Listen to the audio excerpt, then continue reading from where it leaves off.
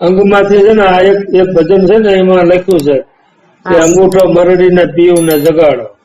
હા ઈ આવે છે. ગોરી તને સે આવે ઊંઘ. બરોબર. હવે એનો મતલબ શું થાય કે અંગૂઠો એટલે આપડા પગનો અંગૂઠો હોય કે હાથનો હોય એ અંગૂઠો નહીં. અંગની મલપાથી આળસ કાઢીને ઉઠો એમ. બરાબર બરાબર બરોબર. હા તો કહેવા મતલબ એની નીંદ ઉડી જાય કહેવાય કે નહીં?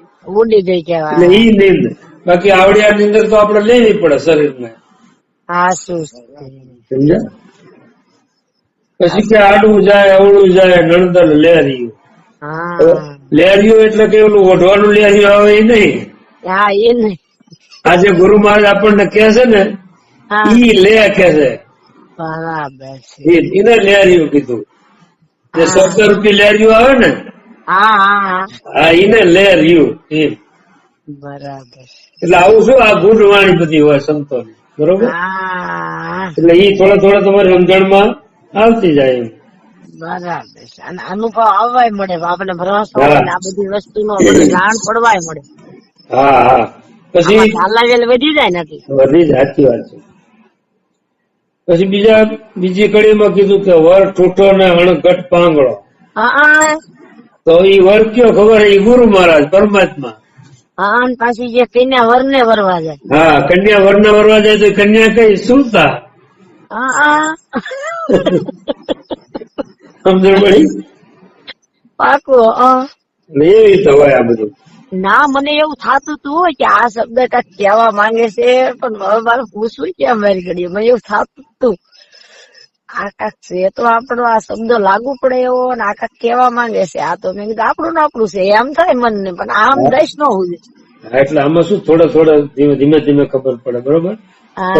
શબ્દ હોય ને એનો મર્મ આપણે વિચારવાનો. હવે આને અંગૂઠો કીધો. બરોબર. સવારામ બાપાએ અંગૂઠો મરડીને પીવું ને જગાડો. પીવું એટલે પરમાત્મા થાય. અંગૂઠો એટલે અંગ. અંગની પછી આળસ કાઢીને ઉઠો એમ. એટલે અંગની મિલ પછી આપડે આળસ કાઢ્યું તો આપડે ભગવાન ને ભજીએ કે ભજીએ તો જ ભજીએ. બરાબર. અને તો પીવું સતત જાગૃત થાય નકર થાય ન થાય. પીવું એટલે પરમાત્મા કહો, ગુરુ મહારાજ કહો. એ તો પછી બધું અરસ પરસ. હા એ તો નામ શું અલગ અલગ બધા આપ્યા. સમજણ પડી? બાકી વાત એક ની જ હોય. તો એ પીવું તો આપડો આ શરીર ચલાવી લે છે એ જ આપડો પીવું છે. બરોબર. પણ અંગની મિલ પછી આળસ કાઢીને તમે એનું ભજન કરો તો અનુભવ થાય. બરાબર. પાકું પાકું. બહુ મજા આવી ગઈ આજ તો. બહુ મજા આવી ગઈ. આ ગુરુ મહારાજ ની બધી એવી કળા છે. ગુરુ મહારાજ ની ખરેખર એવી નાવડી આપી છે જેને દેહાય તો બેહી લે તો હવે આર પાર ઉતરી જાય. બસ. અને ઉતરી જ જવાનું એ ઉતારી જ દે. આપડે છે ને એના શરણ માં રહેવાનું. બરાબર. બરોબર. એટલે આપડે ચિંતા નહીં કરવાની. ચિંતા એને. બરાબર. હવે તો આપડે હતું એનું ખાઈ દીધું. આપડે શું છે? હા બસ એમ.